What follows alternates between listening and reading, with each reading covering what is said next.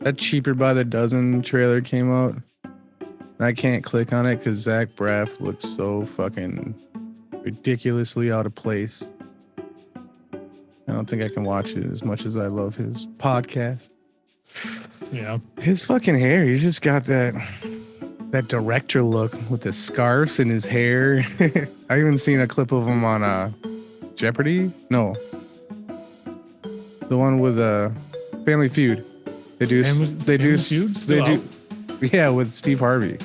Oh yeah, they do like a celebrity one. What was I thinking of? What did Louis Anderson do? You probably did the same. Yeah, Family Feud just like a decade ago, probably. Oh. Okay. Before he was like super obese, I think. Louis Anderson, he's always been obese. Yeah, but he got even worse. Yeah, like when you see him as Zach Galifianakis' mother on Baskets, it's like bad. 7, the movie 7 type shit. Oh damn! I'm exaggerating a little bit, but it's like yeah, I don't. There's no going back from that size. It's all. I don't know the last time I saw anything with Louis Anderson in it, or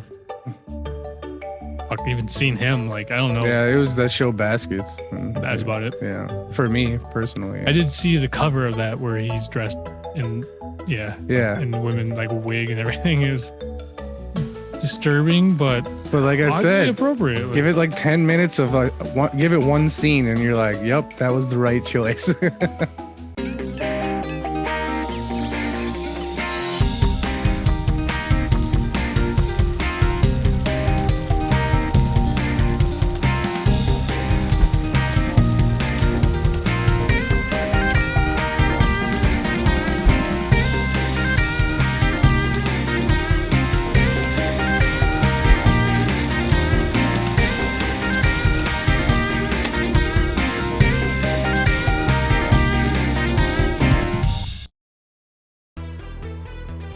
Welcome back to B&B Banter Bros Goes to the Movies, you yellow-bellied jacket whackers.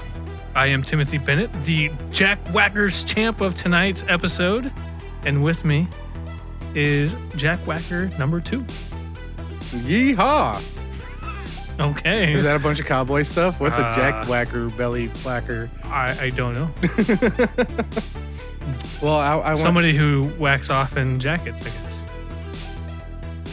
What? They would love a fucking dinner party or with the room with the bed full of coats. Then you wonder why it's all wrinkly. So tonight is going to be a little special of an episode because we are going to be talking about Ghostbusters. Oh yeah. Not one in particular. We're going to talk about the whole franchise because they just recently came out with Ghostbusters Afterlife. Mm-hmm. And me and Jason watched it and we thought it was great, so we kind of wanted to talk about what they did through, for the franchise. But unfortunately, Aram is not with us tonight because he has his son wasn't able to get free. So sad panda. But we're gonna continue without him. Yeehaw! Yeehaw! Ride 'em, cowboy. Apparently, it's a Western theme. Yeah, fucking I don't know. Your intro just made me think of cowboy hats and boots. Weird. But all right. So, first of all, are you a big Ghostbusters fan? Absolutely. Grew up watching them. Yeah, first one came out in 1984. So I watched that on VHS all the time. Right. Yeah, I remember watching it a lot on TV. It was like a common thing to see on TV. Oh, yeah? Yeah, like, I don't know, network shows and stuff like that would always play them. Of course, for you youngins out there, that was back when cable was actually on television, not really streaming devices. Mm-hmm. So we used to have to flip with our own hand. Yeah. With our own hand. Go up to the knobs and turn it. Well, maybe some of us. Oh, yeah, definitely me. Older than you, I am. Not by much. 4 years. I had to suffer through the age of 3 networks for quite some time. Yep. I grew up on that. Yeah, okay. So tonight, first, Ghostbusters.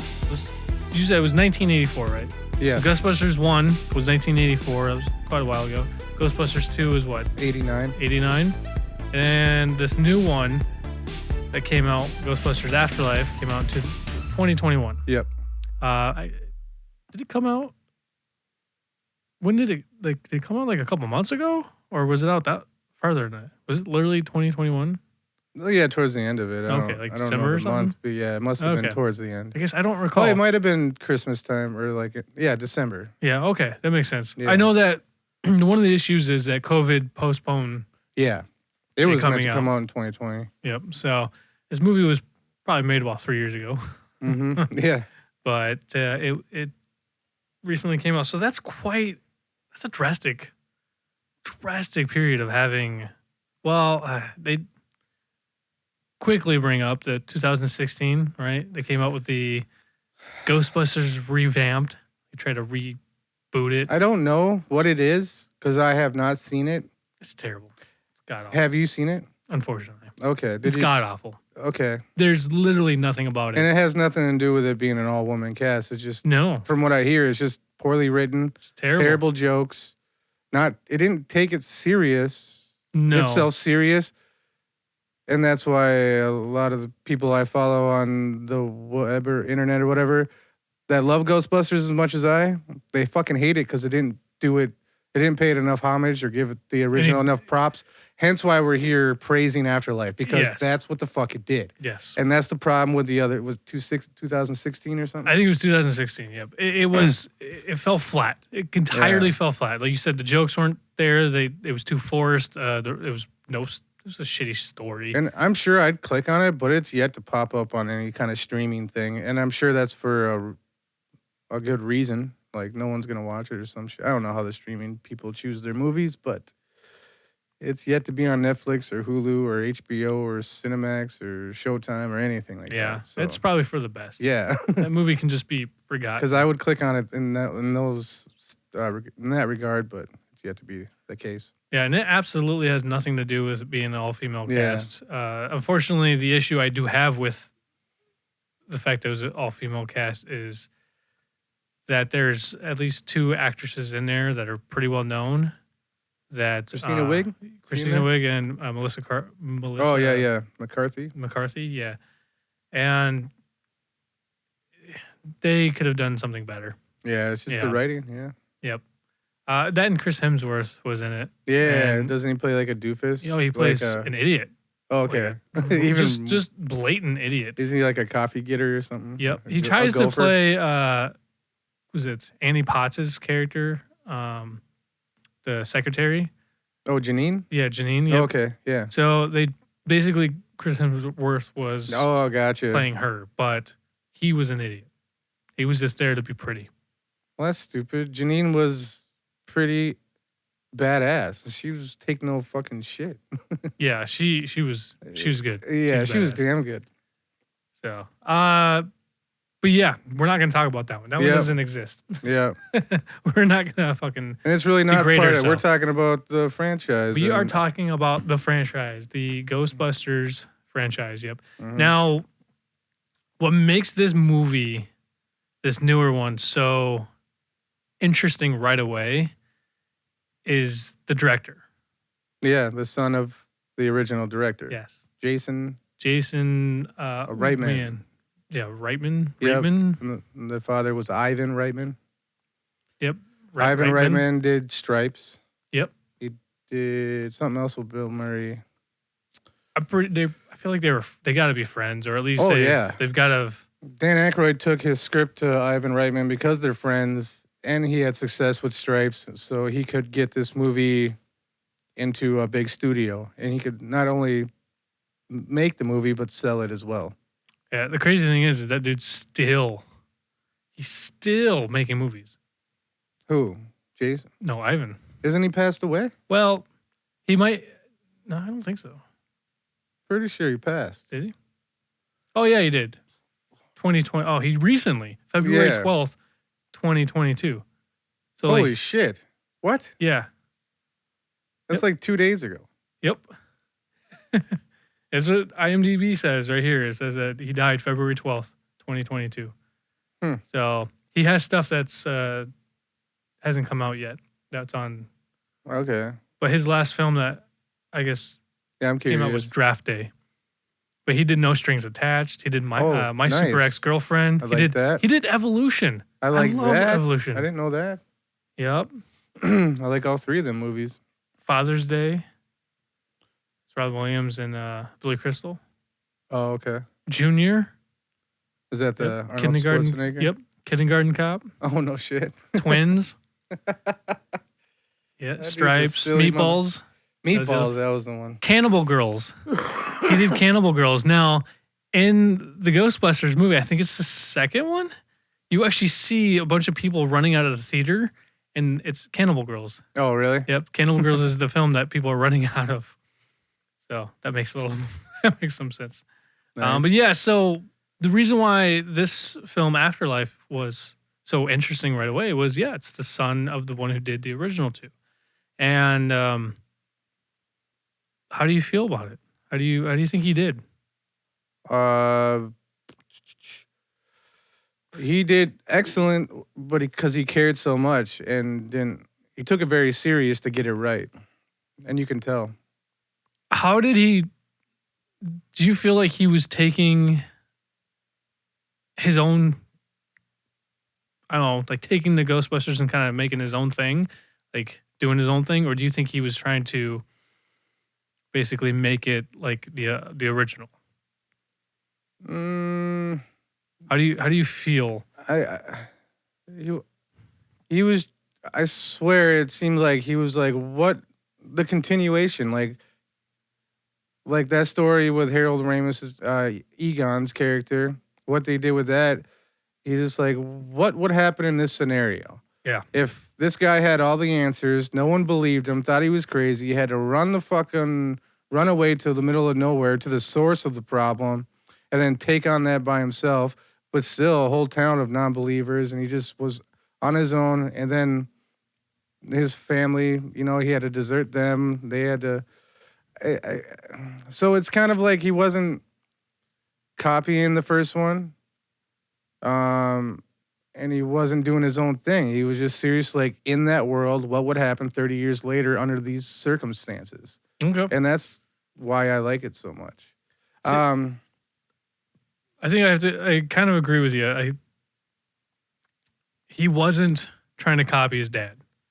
No. And that's kind of, I think, the one thing that would make me go, okay, it's his son, even though his son is a director, like a fairly established director. Yeah. Why would, his son be the one to do it? And one of the things that he had mentioned in an interview was that he wouldn't touch it. Mm-hmm. He didn't want to touch Ghostbusters. Yeah. He basically said it'd like be the most boring thing ever because it'd just be a bunch of old men, talking about, ghost the good stories. Old days. Yeah, ghost stories and stuff like that. He's like, they're perfect the way they are, basically, is how he felt. And then he goes and does this. Yeah. And so, like... So that just proves, like, he had a spark of a good story and imagination, and he ran with it. Yeah. And he talked to Dan Aykroyd about it, Bill Murray. He was very in cahoots with all these people to make sure, like, their advice was part of this script. And Dan Aykroyd said on Joe Rogan a few years back that a lot of people have written Ghostbusters scripts, and it's just garbage. It's just they didn't capture whatever, and it just so happens that Jason did, and it was the surprise to him and everybody else. So it was just kind of serendipitous, if you will. And then, but even the jokes in the Afterlife, they're dad jokes. Yeah, and they're done by a handful of kids. Yeah. And by the nerdiest one that, resembles Harold Ramis to a T. Right. So, and why I bring that up is because the first one especially, I think, has the best jokes. They're fucking very 80s jokes. Yes. So, and dad jokes are our thing nowadays, So... Yeah, it's very 80s. It fills the gap.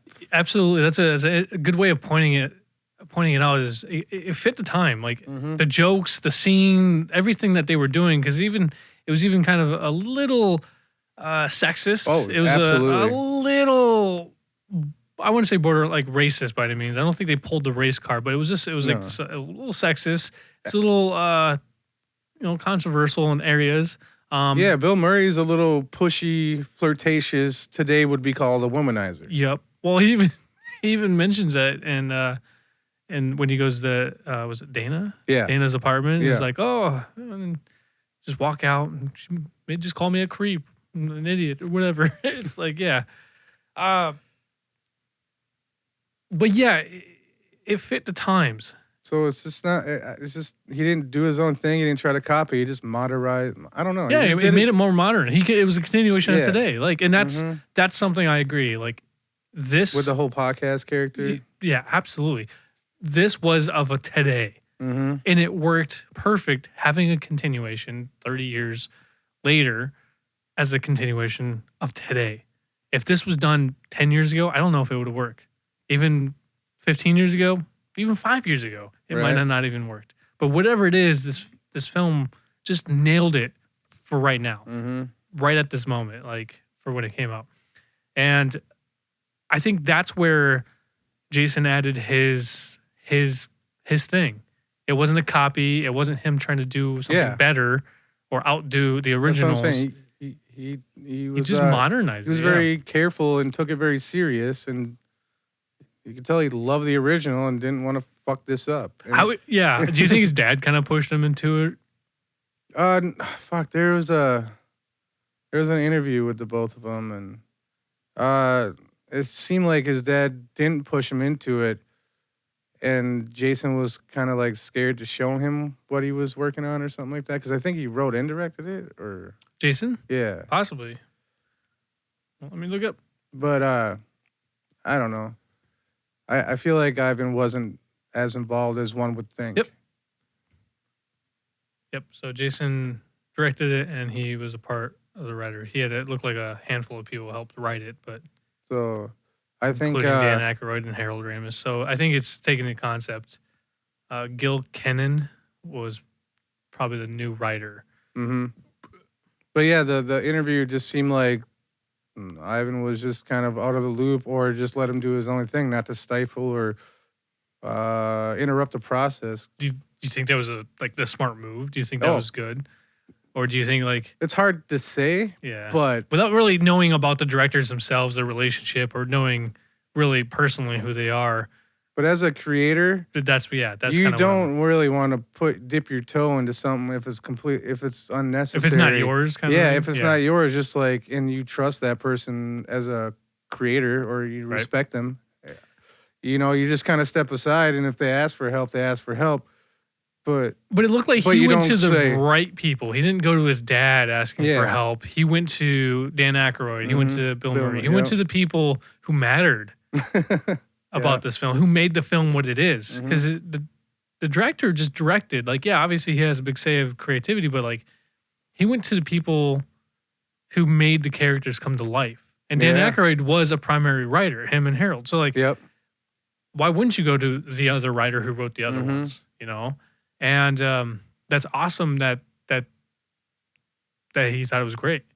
And I think you were the one that told me that Bill Murray said the only reason why he came on board was because it was a great script. Yeah. So this movie holds its own by story. Do you agree with that? Oh, absolutely. It's kind of the best Ghostbusters story out there. It has more emotional depth than any of them.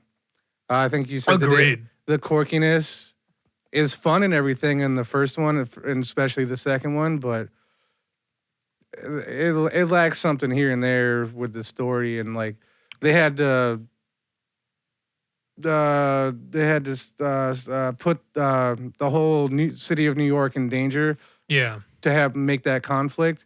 They didn't need those high stakes in Afterlife. No. They just needed this emotional depth and this connect. I don't know. Well, now one thing about if this, any of that makes sense. No, I'm following you. Okay. I think one of the things that makes this newer one so important is it didn't need to have those fill-in moments or slash explanations.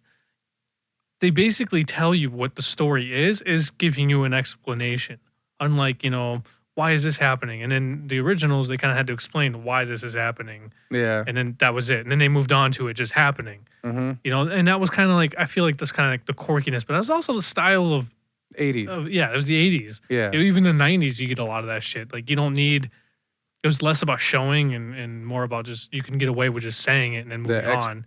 Expedition dumps or whatever. And you had a lot of that in the original too. Yeah. The original two films, especially when it dealt with like the science of things. And one of the things that I just fucking loved about this new one was the proton pack. You get to see up close and personal the detail, intricacies of the proton pack. Mm-hmm. And it's just this glorious masterpiece that you never knew anything about in the original. They just basically say, oh, basically carrying a nuclear bomb on our backs, and oh, don't cross the streams. But in this case, we got to see the pack up close and personal. Mm-hmm. Yeah. And with our digital, with our 4K and 8K and 3600K and all that shit is going on, like all the details right there in front of your face. Yes. I see what you're saying. And, yes. And one of the greatest things about it is it was beaten up. You know, the paint was chipped. It was old. It was ragged, but it was the exact same fucking thing. That's the attention to details that make you that shine through the lens, or that give a fuck shine through the lens. And that was the most exciting thing. I fucking right away, as soon as you get to see it, I'm like, oh my God, look at that beautiful thing. Right. I don't know anything about it. And it's just like, oh, they start putting it to pieces and you get to see how it works. Yeah. You didn't get to see that in the original. No. And that's what I'm getting at. They didn't fully understand. Yeah. And that's what I'm getting at is like, this film didn't have to just explain it. They were able to kind of show you in the simplest ways. But apparently you couldn't do that back then because of kind of the style of the 80s and how it was directed. It was just more about... Well, they didn't really have it all. I don't know. That crossing the streams thing, I found out that Harold Ramis just thought of that on the fly. Yeah. While they were shooting. Because they didn't know how they were going to get out of the final battle alive. And then, so he was like, all right, well, we're going to have to make crossing the streams a big deal. And then they went back and shot that scene, that force shadow scene where like, oh, hey, by the way, I forgot to tell you, don't cross the streams. It's very dangerous. Yeah. Don't ever cross the streams. I thought it was just a way of them, like boys and their toys and... Oh, yes. You know, I mean... Like, and it probably stemmed from a piss joke. Yeah, yep, you know, because that's what I thought, honestly. Don't cross the streams. Oh, well, yeah. And the special effects were uphill battle back in the day in the first movie, and show too. Yes, but even this Afterlife one, I believe you said when you first saw it that they kept it pretty close. Yeah, to the similar. They're a little tightened up, but you get the same feeling when you see the stream. Yeah. The stream. Yes. The streams was one of them, but it was the ghosts themselves too. Like they had the same glow and the same hue. They didn't modernize it. They didn't try to make them super fucking CGI. No, it was just like they just took the original and then they brought it to life, which was the most appropriate thing it can do. Yeah. And that was something else I got super like excited about and gave this film so much more respect was not only the extensive detail, but that was also another eye for detail by not changing anything. Yeah. They kept it. Because if it would have looked too pretty or too Dune-ish or clean, clean or whatever, too damn good, it would have been like you wouldn't have been. It wouldn't have felt like a Ghostbusters. Yeah, it just wouldn't have given you the chills or the vibes that nostalgia feel. Yes, the nostalgia. Yeah, exactly. And I think that's what made me so excited about this film. Yeah, was they did that. The graphics and stuff. Yeah, we could have done something better, but they didn't. They chose to do that. It was an artistic decision to go, hey, we want to keep it like the original because it's supposed to be a continuation. Even the little demon guys, the Zool and the other guy, the gatekeeper and Keymaster. Yeah. Like those dog creatures, they still use the same prosthetics. They used real makeup and stuff. And then they used the animation when it was running. Now, the biggest difference is back in the 80s when they did that, oh my God, was it terrible. When he falls on that table. Oh, it's terrible. But every time you see it in real life, like the prosthetics or the animatronics version. Yeah, it's creepy. It was always laying down. Yeah. You know, so because it was a prop. It was a prop. Yep. Which makes sense because it's all the same shit from the Ghostbusters 1. So it's practically the same monsters that are associated with Gozer. And then the proton packs or whatever, it's the same fucking technology that hasn't been used in 30 years. So of course the streams are gonna look the same, and the ghosts are gonna be. They've just been stuck in purgatory. For fucking that long. So the next time they're in use should look identical to the last time they were in use. Absolutely, and that's exactly it. Like I said, that was the homage to the original. Like, but it made the most sense either way. Not yeah. It made it, absolutely. They brought the second film's destruction. I believe the end of days scenario, you know, when they're like Dan Aykroyd and Ernie Hudson are in the car and they're talking about, do you believe in God? And, you know, because you look at, or is that the first one? No, it was the first one. I was looking at the blueprints. Oh, at in the blueprints in the car and stuff like that. And that was the first one. But he's talking about, oh, do you believe in God? And he's like, well, I do remember like Revelations, and he kind of spiels it. They brought that into this one. And the original guy who built the building, that building that Dana's in, was in this one. Oh, J.K. Simmons. J.K. Simmons. That's right. and anybody who's listened to our podcast, like, I'm a huge fan of J.K. Simmons. Jason's a huge fan. You fucking know it. Aaron's a huge fan. Like, we love J.K. Simmons. Yeah. And he's in it for a blip. In fact, you don't even know it's him. But they so they kind of took that continuation of the first film. Now, I couldn't really tell, but did you notice anything from the second film that was referenced in this one? Yes. Okay, what was it? Because I couldn't pinpoint. One for sure is that Ray's shop, his bookstore. Oh yes. It's identical. The red phone is in the same place. He's the desk. All that shit is the same. He's in the same shop in Afterlife when he answers that phone call from Phoebe. Yeah, Phoebe. Right? That's her name?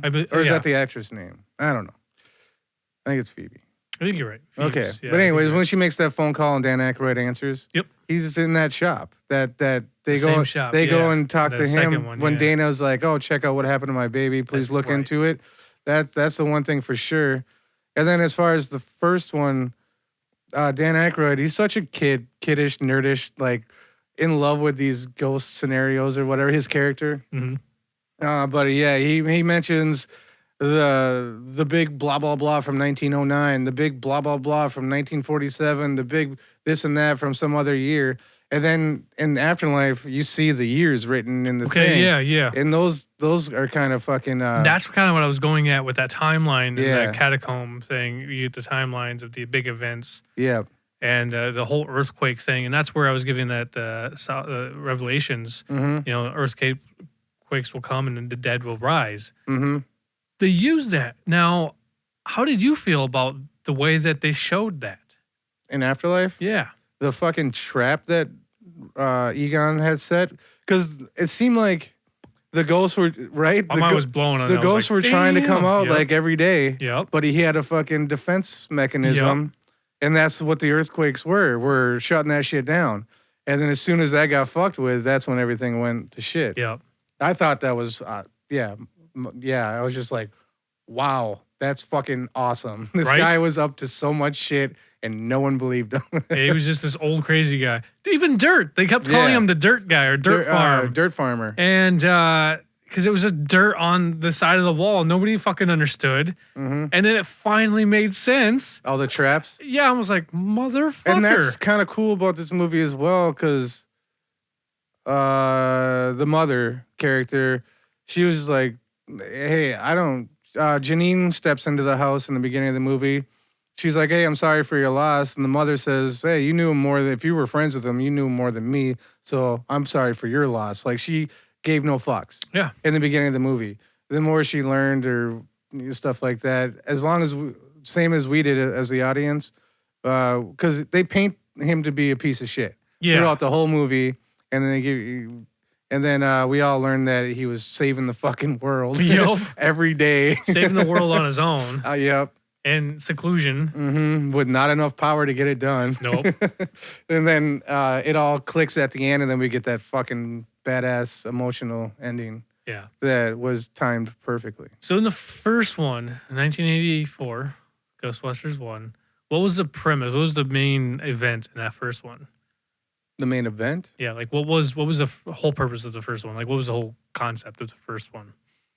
That they believed there was ghost activity, and then the shit went down, and then they stopped them, built a business. So like what happened? What was the film about? Is what I'm getting at. The first film. Catching ghosts. Well, yeah, that's the whole concept of the entire. So okay, the first film, the synopsis of the first film is that you had these doctors, these scientists. Yeah. One who has nothing to do with the other type of science. He's a psychologist or whatever. Oh yeah, yeah. Psychoanalyst, yeah. But who basically started a boy band, and they go and start catching ghosts or whatever. At this point, there's these gargoyle figures at the building that Dana lives in that come to life. The gatekeeper and the keymaster. Yep, Zool, and I can't remember the other one. I don't know why I can remember Zool, but oh, that's because I don't know. Probably because it's not Dana; it's only Zool. Right? Yeah, probably that makes sense. And they're like these demon creatures, and that's when Gozer. Oh, the I think destroyer, the other one's name is like Vincent something. It has like a last name. It was kind of more complicated, or Vincent Destroyer. It was too realistic than it needed to be. Yeah. Sorry. But yeah, I wasn't sure if you wanted to talk about. I guess that is the. Yeah. So like that's the first one, and then we find out that it's Gozer or whatever, who's this like primordial, dimensional. Yeah, we never god of death, basically. Right. Who gets worshipped for death. Mm-hmm. We really don't. And that's just a cloud talking to us in the first one, practically, right? Basically. Like, hey, choose the appearance of your destroyer. Well, that was, when they did the what was it? Stay Puft? Yeah. Marshmallow Man? Yeah. Dan Aykroyd's like, I'm sorry. Right. That's the first thing that popped in my head. I used to eat s'mores all the time. Which is the iconic villain. And in Dan Aykroyd's original 300-page fucking impossible to make script that involved outer space and the future, all this shit, the Stay Puft was one of 50 large-scale monsters that they would fight. Really? In his original script. Because there was like a dozen teams of Ghostbusters around the world. Really? In universe and shit. Damn. Yeah. I think he went way out there. He did. He got carried away, and he admits it. It's like a bad fan fiction novel. Yeah. That you would find in someone's basement. Some nerd who never leaves the house. Right. Well, okay. So the reason why I'm bringing that up is that it's basically the same story. We deal with the same stuff from the first one. So in the afterlife, the only difference is 30 years or whatever plus in the future. Mm-hmm. And it's dealing with the grandchildren or grandniece of Egon. We had no idea that Egon even had children. No, there was no sign of that. And actually, at first I thought it was Annie Potts' Janine. Yeah. I actually thought because she was always trying to hit on him. In the first one, they flirted for sure. In the second one, she hooked up with Rick Moranis'. Which I think was great. Yeah, that was funnier choice. I liked Rick Moranis' character in the second one much more in the first one. He's such a creep in the first one. He's such obliviously a creep. Oh, him being obsessed with Dana? Yeah. Like he fucking at a loud party. She tries to walk by quietly. He just comes out the door. Oh, hey, there you are. Like he was staring out the fucking people because that's what time she gets off work. Apparently that scene was entirely improv. When he's going around, when he like comes back to the party, he's like saying prices of salmon and this and that. Apparently, that entire scene was improv by Rick Moranis. That Rick Moranis, that character was almost. They wanted John Candy to take that. Dan Aykroyd did. John Candy could have done it just as good. But like the character was like different. Like the apartment was full of dogs and all kind of different personality. And then they went with Rick Moranis instead. It worked. Yeah. It worked.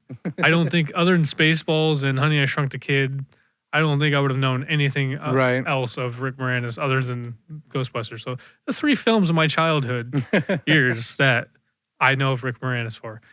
Yeah, but this new film, they took the same concept, the same Yes. storyline, and you get the dogs that come, you get the Zool and the gatekeeper, or whatever, and in this case, it's Paul Rudd. I can't remember he's a teacher, a science teacher. Yeah. Who we made a joke about being a terrible but also cool science teacher for summer school. Summer school. Because he just making them watch horror movies. Yeah, he's making them watch films that should never be watched for middle schoolers. No. Well, Cujo was the first film. Yeah. What was the second? Well, Child's Play. Yeah. Child's Play was the other one. Yeah, I thought Paul Rudd, he's a charmer like everything he's ever in. Super good in this. But he wasn't like the primary character. Nope. A lot of people are saying they want more Paul Rudd in this movie, and I think he was in there just enough. Yep, I agreed. Otherwise, your attention is taken away from the point of the film. Because it's not a fucking Paul Rudd movie. No. Paul Rudd is just he's a supporting continuation cast. of Rick Moranis. Yeah. And he's not even, like, Paul Rudd walks funny like that all the time. He does. So it's he walks with this weird, he does. like, poppy swagger and that Rick he doesn't Moranis have. did that shit back in the day, but it wasn't like Paul Rudd was trying to do Rick Moranis. They're just similar, short, weird guys. Yep. it's Rick Moranis walks stiffly. Yeah, Paul Rudd walks like he swings his arms too much, and he's got big hips. Yeah. And like his hips follow while he's swinging it. You know what I mean?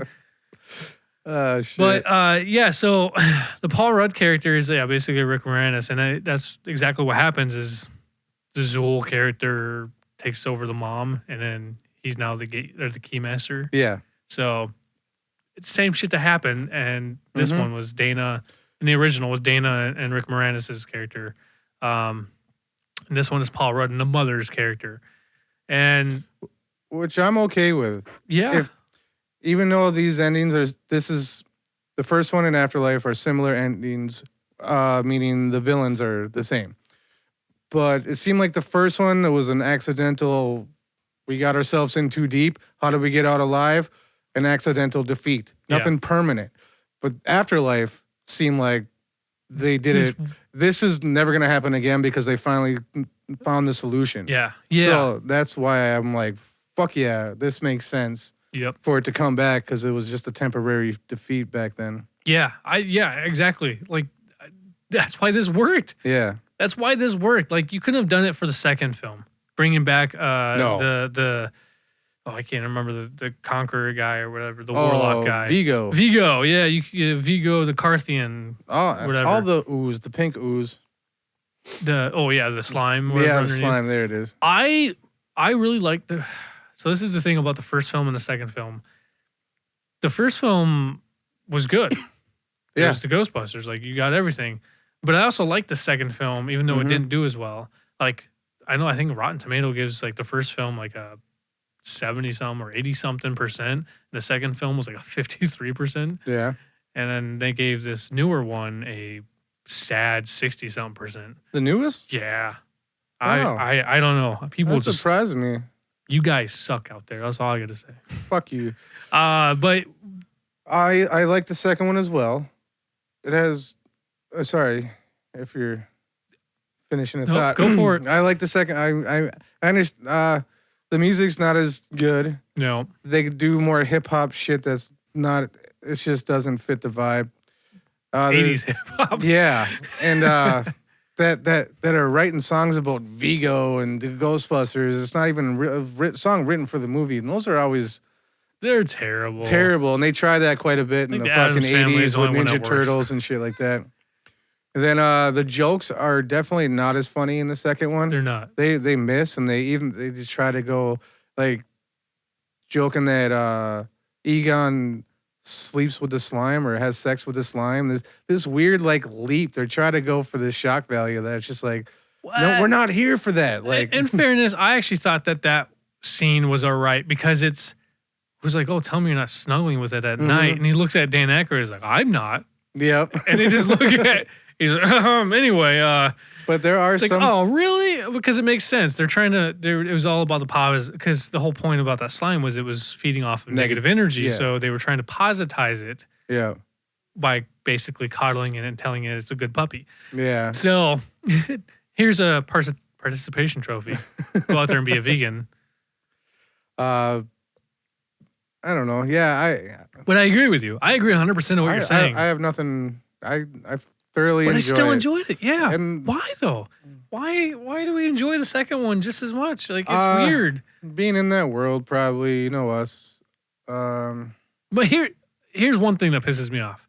Here's one thing that really like literally upsets me about the film and the story and all that shit. It's poorly written in this one aspect. They saved New York the first time around, right? Yeah. And then in the second one, they go visit the mayor twice. Yeah. If not 3 times. I couldn't remember, at least twice for sure. Yeah. But they don't take them serious. After saving New York the first time. Oh, they mentioned that quite a bit. Yep. From the beginning That of they saved him Mhm. from a giant thing, and they still don't believe that there's fucking ghosts and weird things happening. After this giant 30-story fucking marshmallow man Yeah. explodes everywhere, they don't believe, and then they don't take these guys serious? And they apparently charged them for city damages. Yeah. All these non-permits and all this like stuff. Like Ernie Hudson goes off after the birthday party scene. He just like kind of lays it out like what's been happening 5 years later Yeah. is just like and then Bill Murray's like, yes, I'm gonna talk to the mayor. He's a little buddy of mine. I want to give him a kiss. We did a job for him back in the day, and he stiffed us on the bill. Right. It's just like, You see what I'm saying? Like, Yeah. that upset me. Why would that be a thing? Like, that doesn't, to me. that does take you out of the movie a Yes, little bit. yes, that's exactly it. You just nailed it. I was trying to figure out how to say it. Takes me out of the movie because it doesn't feel believable. Yeah. That whole situation, it's almost like they're trying to make it funny. Mhm. Like they're trying to say, oh, these guys are just a bunch of jokes. Fuck no. And that's where this film succeeds on that Yeah. level. Is after that, people, they kind of started doing that. Where Well, they were chasing that ghost and then they end up in jail. yeah. Like, you kind of get that sense. But you can kind of get away with it because what else would they know? They didn't see the, maybe most people didn't see the ghost. It was kind of a ghost town as it was. They Mhm. just saw this fucking beam of energy blowing up right. everything. You would be more distracted by those fucking plasma packs burning, Right. Just causing fire trails. Yep. And that's why I was You like, would you can look- kind of get away with Yeah. saying that. Like, Mhm. they've got put in jail and because of this. They didn't see the ghost. And they don't reference it seems like Ghostbusters 2 might not even exist in Afterlife lore. Because all the YouTube videos was all the first one. That's true. Like they had a commercial. Mm-hmm. They had the them walking out of the car at the end of the scene before Yep. they go up into the when the earthquake and the streets Yeah. happen. Yep, it's true. It's like the So- second one doesn't even exist, and that's why I was wondering if there was anything in the second because I couldn't recall other than the shop. Yeah. That and totally makes sense. yeah. I forgot about that. But was there anything else? Like, I mean, there might be some like Easter eggs as they call it that's hidden around, but Right. But I don't think couldn't- so. The shop is only one, and then the years in the first one. Now, And it kind of makes sense that a 30-year difference is a bigger reason to not take them serious or like believe or not believe in the Ghostbusters anymore, yeah, right. whether it's on YouTube or not. Right. And that's like Paul Rudd's the only one's like, whoa, that's a great replica Yeah, him and of what? yeah, and him and it's the like the podcast Ghostbusters, whatever. I don't remember what they're called. kid. The trap. Trap, yeah, Yeah. Ghostbusters. Yeah, Trap, he's whatever. such a. He's always wanting to do this, and then he just unleashes the fucking one of the dog fuckers. Right? Dude, it's Like that's a Just good point- idea. Like he should have known better. I don't. exactly. If he's a fucking smart scientist, a fan of Ghostbusters, he should have known He should have better. known better. He was probably the nephew, or maybe even the son of the guy who shut him down in New York in the second one. You know who I'm talking about? The environmentalist. Yeah, Yeah, he's probably related to that guy. That makes sense at least. right. Where were you going? I don't remember. Okay. I got sidetracked.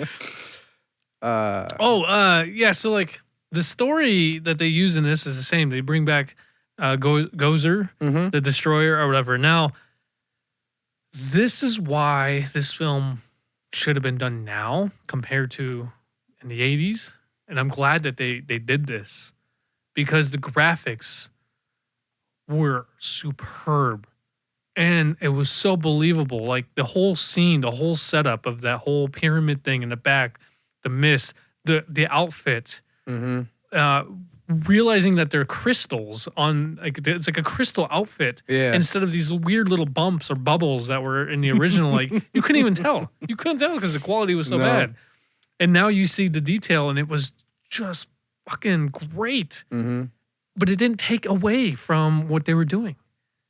And even that like weird, what do you call it? Like binary kind of feel that you know, it's not a female, it's not a male. Oh yeah, yeah. You know what I mean? Yeah. Had this like male, female look to it, like David Bowie, basically. Yeah. Nice. And they mentioned that in the original. It was like, oh, she's this. It was like, oh, it's not even a she. Yeah. So they held on to it, and it's Mhm. just, oh my god, Which- so superb, Which is the only way to do it because it's the same fucking villain. right? Yeah, it's the same villain. Now, you told me something that I was not aware of. Olivia Wilde. Olivia Wilde was the one who played in this new one, and Mhm. Afterlife. Totally It was hard to works, tell. Like I was just looking and looking, and all of a sudden it clicked. House. The later seasons. right? And then I was like, oh shit, that's Olivia Wilde. Right? She's so. And apparently, I've yet to double check it, but for confirmation. But I've heard she's uncredited. Oh, she's uncredited. Damn. Yeah. Well, I don't know if that's just what I've heard. And that's awesome if she's uncredited. She just did that, what, 6 hour, 12 hour just for whatever. shoot. Well, probably 6 hours of fucking makeup and then 4 hours of shooting. Well, J.K. Simmons is credited, and he's in Yeah. it less time. Well, he gets to lay down most of the movie. He gets to play You know- dead. He does. He is alive though, isn't he? And he's like hundreds of years old. Yeah, it is Olivia Wilde. Yep, Okay, cool. who plays Gozer. That's awesome. Yeah, he's supposed to be like a couple hundred years old or something like that. But he's like up around moving and shit. Like, Well, not he gets up and moving once that thing, the trap goes away, and then Yeah. the ghosts start to come. And that was fucked up too, because then she just rips him in half. yeah, I'm like, yeah, because he was like, you know, obsessed and all this, like willing to be a slave or fucking do anything for her, Mhm. and she was just like, I don't care. I don't. Boom. Boom. That was badass. That though. was. I was so just like, cool. you got what you deserved, you Yeah. fucker. That's what you get for unleashing such a fucking demonic evil power. And I loved that whole pyramid, that whole mining thing. Like, it was Yeah. very, very appropriate. It was in the Yeah. mountains. 1927. I was like, everything about that seemed was it so 18? Yeah. appropriate. Yeah. But that whole, the whole, like, we talked about, the trap and everything, Mhm. and then that well of souls. Yeah. I don't know why, but I was just so attached to all of that. Yeah. It just worked, in my opinion, made it- so well. Like, It gave it plausible or such. believable, or It gave it an origin story. It gave it a. yeah, It it just- put it in there as a purpose, Yeah. not just to throw it in there as It felt more whatever, real. an excuse, Mhm. or we didn't think this through. Yeah, it felt so real. Yeah. Like, I believe that this is hell. Like, this is basically like a gateway to hell, and the Mhm. souls are rising. Like, that's what I'm saying. That revolution thing, superb. It comes off almost cliche and cheesy that they chose the Bible reference. Mm. But the But way that's- that they did this wasn't anything like that. It didn't feel that way. It felt No. almost original. It felt so I think the pure. Bible reference is merely just to have people wrap their heads around the evil Yeah. a little easier and quicker, because Yeah. That's a good point of it. Yeah, that's a good way of looking my at it. best bet. It's just a smart writer's choice to get people on board and moving ahead. Well, all I can say is it worked. Yeah, I mean, I thought of hell in you right away when I first saw it. Yep. Before I even talked to you about it, because your fascination with hell. Yep. I was like, this is basically supposed to be the gateway to hell. And like that's where all the souls are coming from. And Mm-hmm. that's basically where this ghosts come from to begin with, is Yeah. they're supposed to we don't get a sense that there's good ghosts out there. We haven't, from the original to now. The only time you do is when you see Egon Yeah. and when you see Slimer. Yeah. Slimer is actually They created that character to represent John Belushi. Really? Yeah, because the 'cause Animal John- House, right? Like, he's like eating Yep. the stuff or whatever, and it's just like pouring out the end. Yeah. Yeah. Like Animal House. And that's Ivan Reitman's voice doing that as well. Ivan Reitman did the there is no Dana, I'm Zulu or whatever. Zool? Zool. He did that voice as well. Really? It's a little he did the original, but after the voice editing and effects, stuff. they put some spooky effects Yeah. on it. But yeah, John Belushi was supposed to be Bill Murray's character. Oh, he died Yeah. before that happened? Yeah. Well, that would make sense, though. Mm-hmm. Well- So they made Slimer to represent John Belushi. And That's what's up. And it's some might say that's cruel or mean or whatever, but that's a comedian. That's what a friendly comedian would do, Right? Yeah, a character. You're immortalized by a caricature. ghost now, Yeah, called a Slimer. but just making it all messy and glutton or whatever. Yeah.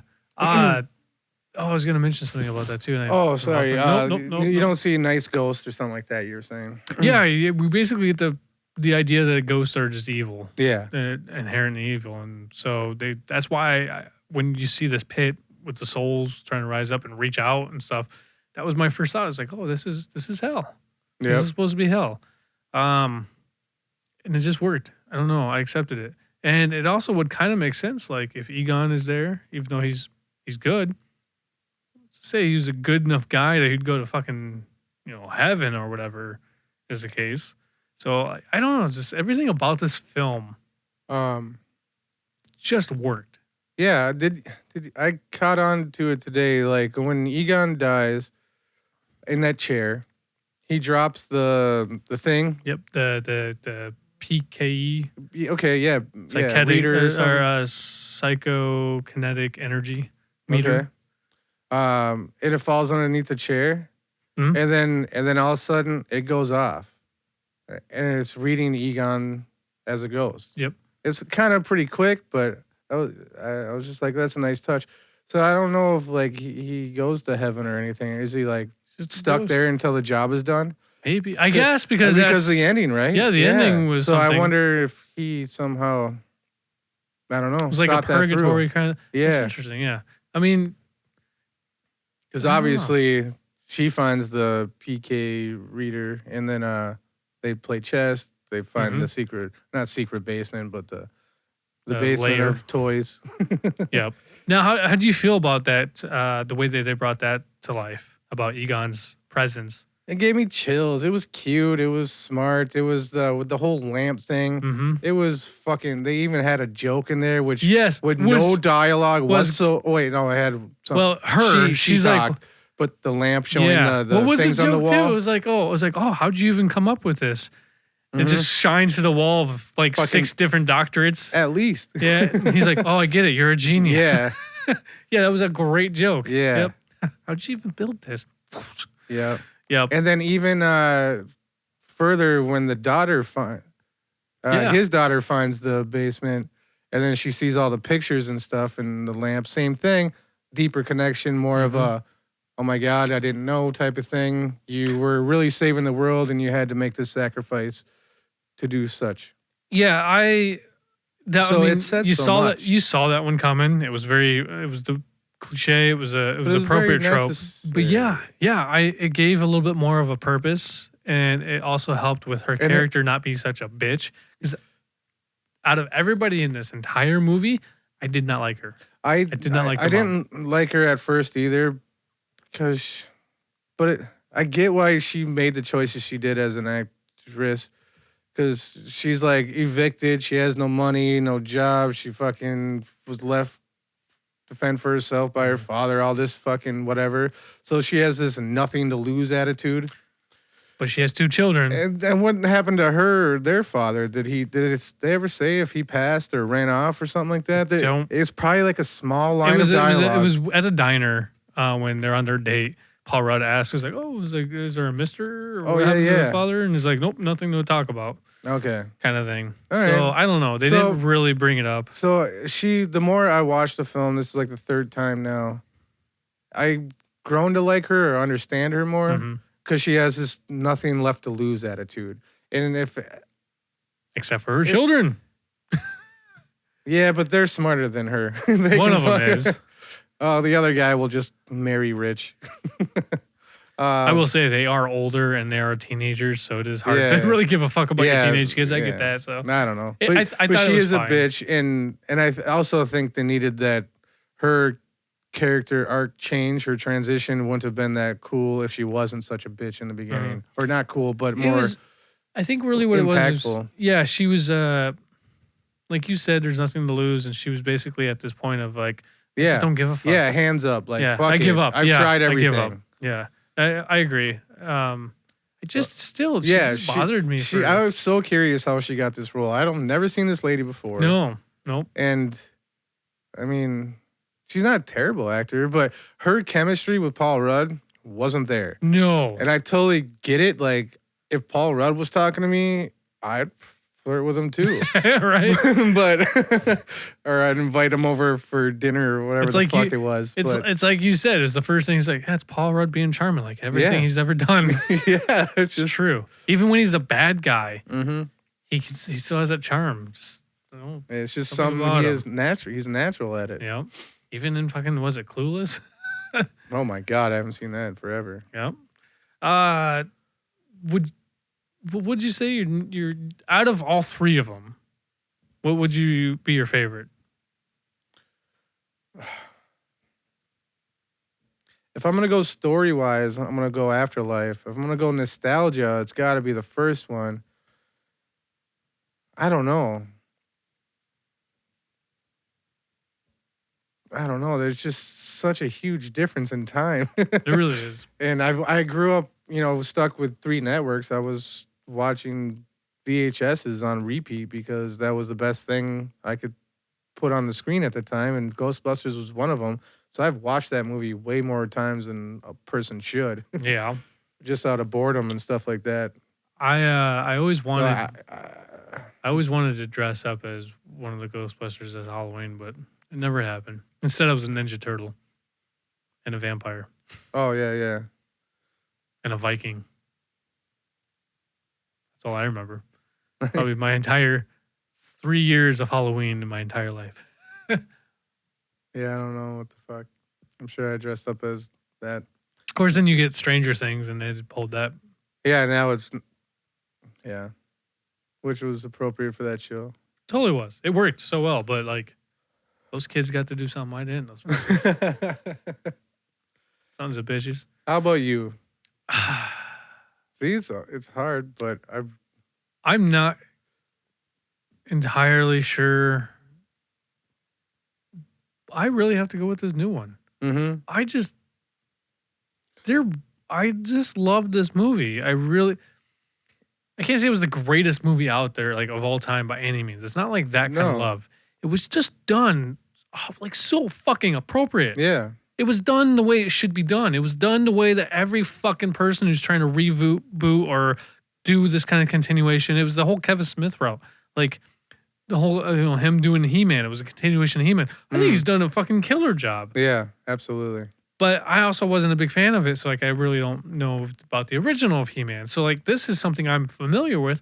And this guy fucking nailed it. Jason nailed it. Yeah. And it's right amount of fan service. It didn't. Yeah. I guess it didn't really. The little marshmallow guys were probably the only thing I have to agree with you is it was there for the fans. Absolutely. But it was kind of fun watching them set each self on fire, or like they were fucking each other up. Yep. And then that's the only time you really see them until they take the podcaster out of the scenes because he's unnecessary for the end of the movie. He's just in there for comedy relief. Yeah. And podcast relevancy. Yep. Today's relevance. Everybody has a podcast. Even this 12-year-old boy. Which is you can't even hate. Which even in the end, Dan Aykroyd's, goes, I was like, oh, you're UCCWD or whatever. Oh, yeah. It's like, you listen to my podcast? Oh, I thought it was great. I was like, oh, my God. He would be the one. He would be the one. Because he was such a kid passion for all that ghost stuff in the first couple. That's one of the things I liked in the first movie when he was they're in prison. Yeah. He's like, I don't remember. What's Dan Aykroyd's character's name? Ray. Yeah. Ray's like, Ray, talk to me as if I don't understand anything about engineering and metallurgy. Yeah. I love how Bill Murray's character is the idiot of them all. Yeah. Well, And they're all a bunch of idiots at the same time for as intelligent as they are. Stupid fucking idiots. Or smart idiots. But I just like how he's the one who doesn't know what they're talking about and is consistently having to. They're explaining to him about this shit. Right. And he just rolls his eyes like he's the babysitter of these two children. You know what I mean? I think that's the one thing I love about these guys so much. Yeah, in the beginning, he was skeptical, or he trusted these people knew what they were talking about because they're friends and they're smart on this and that. But he was skeptical in the beginning. And when he saw Slimer, I believe it was like eye-opening, like, you real. Motherfuckers, you do know what you're talking about. But yeah, as far as it goes with the lingo and the terminology, he's just like right over his head. Yep. Yep. And he's consistently reminding him about it. Yep. But Bill Murray, I mean, he did have like 90% of his lines were ad lib. Yeah. And that's Bill Murray for you. Yeah, that's what he does. That's what he does. That's why he's as good as he is. Mm-hmm. Like, how do you feel about Bill Murray in Afterlife? Because they kind of gave you a boss rush of jokes from Bill Murray at the end. Yep. They weren't bad, but they were just kind of like one after another, and I was like, kind of like, slow down now. I get what's going on here, but yeah, it wasn't terrible by any means, in my opinion. It was one of those things where, because of the original, because he did the same thing in the first film, he went up there and was talking some smack or whatever. Mm-hmm. And I think he even says, all right, go get him. Because in the beginning of the film, the first film, they go see that library ghost. And apparently that was Ray's idea, brilliant idea. Is like, oh, just go get him. And so they brought that back towards the end. Like they're just going to jump and tackle her. Yeah. and then in the end, when they're facing Gozer, that's what Bill Murray's character says was to Ray, is like, all right, Ray, go get him. So in this one, I get it. Like, it worked. But I did have a little bit of an issue with it because it's like, Bill Murray, you're also in your 70s. Yeah. And it only worked when you were in your 30s, 40s at the latest. It just seems weird. I don't think he's as funny as he used to be unless he's not doing much of anything. I don't know. I had this weird thing. Me too. It felt appropriate for the character, especially. Yep. It just seemed awkward. It just seemed very awkward. I think that's about it.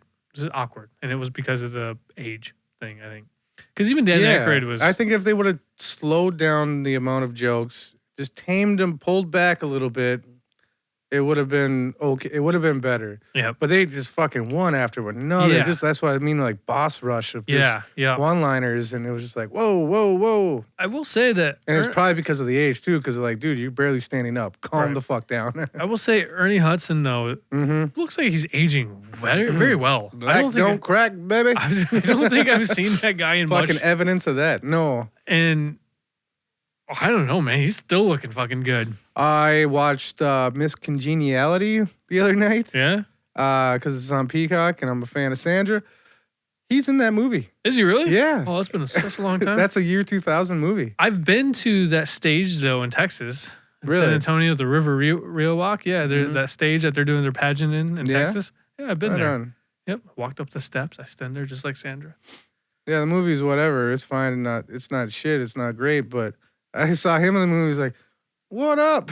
Right. He's got to be a cop because he always plays a fucking cop. He's the lead. He's the lead detective or the captain? Yes. Yeah. He's always a cop. He plays a great cop. That's why I love him in The Crow. Oh my God. I need to really rewatch that. Yeah. He plays the police officer in The Crow. Hell yeah. So, I'm sure. But yeah, I think that the age thing, like when they're like, oh, I don't remember it hurting that much. And Ernie Hudson's like, I do. Yeah. See? That worked. So yep. I agree with you about those little jokes that they kind of had. And it's like, I don't know. It worked and it didn't work. I think it's a little upsetting that Bill Murray's not looking that great. The older he gets, the harder he's looking. Yeah. I don't even know how old he is anymore. Like, definitely got to be in his 70s, but who knows? Whew. But yeah, might as well cover the ending. Because did you feel the emotion I did. with Harold Ramis? I did. I love that they didn't use any dialogue. Nope. And I love, it was, I kind of get chills thinking about it now. And it's chilly in your basement. It was the most emotional part about the film. It was just enough to like kind of, like get all teary eyed, but I don't think it was enough for the tears to fall. No. It was just enough to kind of go like, oh, yeah, exactly. And it didn't linger on too long. It was pretty brief. Yeah. Yep. I really, really liked how it was done. Mm-hmm. And that's it. That was it. That's all you're going to get. Because Harold Ramis died a while ago. At least 5 years ago. Yeah, I don't remember. Maybe even longer. It was a while ago. But it was so it paid homage to that character and him in real life is how I felt. It was like important to like those three, Bill Murray and Dan Aykroyd, but then to the characters as well, like the mother, the whole hug and everything. And, yep. So that was done well. And then the after credit scene. Do you like that? Oh man. I only liked it for one reason. I don't remember what the after credit scene was. I know I watched it, but when they're doing the credits are rolling, they're like Bill Murray, this and that, and then it says Sigourney Weaver, and right when you go, when you go, what the fuck? When was she in that movie? That's right. Boom! Right when you finish that credit thought. scene, it was Venkman.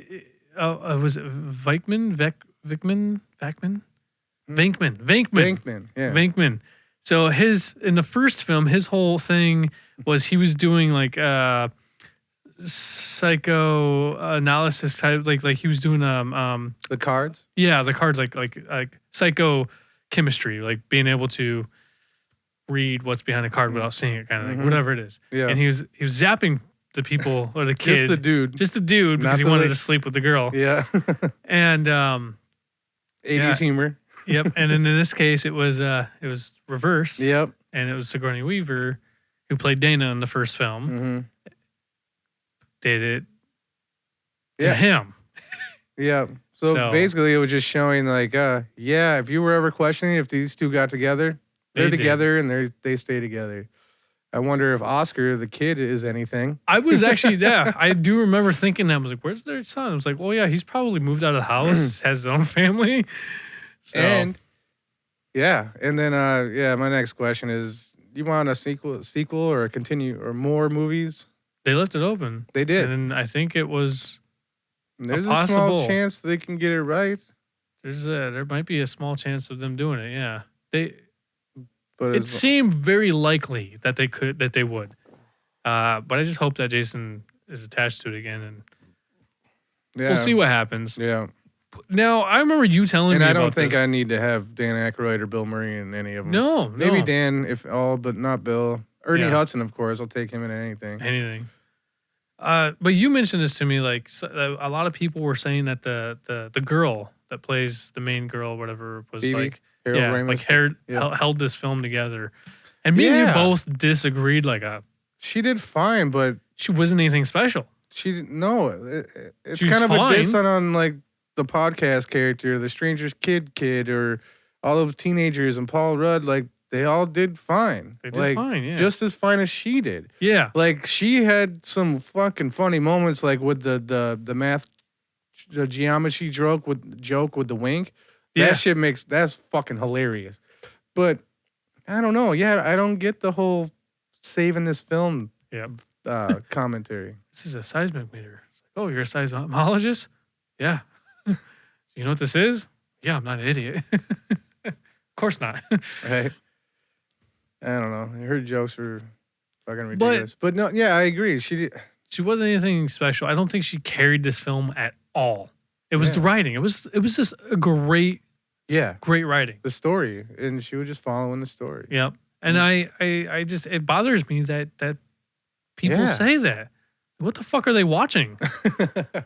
Like, what are they paying attention to? Like, I don't even want to use that term millennials because I think that term's not the right. But it's past. Yeah. Yeah. But it's like this this day and age, like I don't know, whoever's watching this, I kind of want to know what age group, I guess, and are they film people? Are they not film people? Like, I'm just curious of where in the hell they see that chick holding this film up, Right? Because I didn't see it at all. Yeah, you could have replaced her with anybody else, and it would have been the same. Put the same hair and glasses on, the same fucking. Yep. Yeah, I agree. Where's that chick that played Matilda? And put her in there. Would have been nice. She's probably a little too old now, but Macaulay Culkin.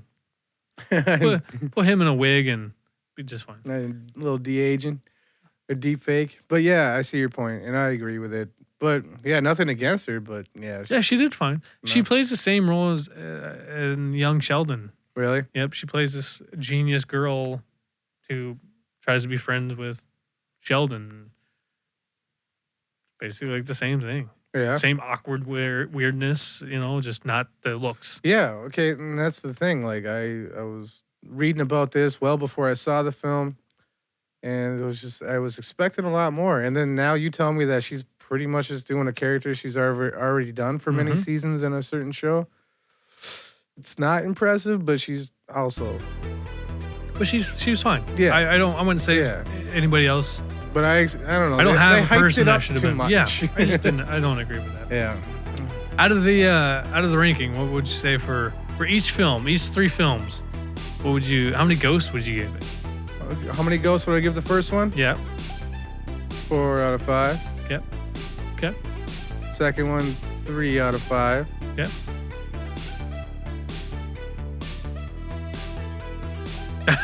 I'm gonna go 5 out of 5 for Afterlife because they just, like you said, they just did it appropriately, and yeah. Oh man, I think I have to agree with you. I think that the first one, I have a hard time with the originals now. Rewatching them, like, my God, are they terrible? Yeah. But they're the Ghostbusters. Like, they're what I grew up with. Like, it's this nostalgic thing. It's just it makes me smile. It's fun time. It's great. Like, I like the characters a lot. Like, the characters are really what hold it together. The first one, the music is so good. Yeah. It's so good. But I would have to say, I have to agree with you. I think that this first one would be 4 out of 5. Go. Because it started everything. Started this whole movement. It worked. Second one, 3. It wasn't that good, but there was something about it I still loved. Yeah. And third one, 5. Fucking, I love this. I love this new one. Yeah, I'm probably gonna watch it once a year for the next few years, right? Until I get sick of it or whatever. The tone, the colors too, everything was great. The whole green and like the sickly kind of weatherly green with the dark storm and stuff, which is in the purple. I don't know, just the colors. Yeah. And this film were so vibrant, and they were so just great. Yeah. I don't know, man. It was such a good movie. I don't know. Ghostbusters. Who gonna call? Somebody else. That was from Casper. Casper. Yep. Which is probably one of my favorite parts about Casper and the Friendly Ghost. When they called Dan Aykroyd Ray from the Ghostbusters. Oh, yeah. And he goes in there and he goes, who are you gonna call? Somebody else. He-Man. So, all right, well. All right. That is Ghostbusters. You should definitely hit us up and let us know what you think about Ghostbusters. Maybe we're full of shit. Maybe we don't know what we're talking about. Maybe we missed something very, very, very, very, very valuable. And we need to know. Doubt it. But this has been B&B Banter Bros. Ghost of Movies. Thank you for listening. Bye-bye. Who are you gonna call? Ghostbusters.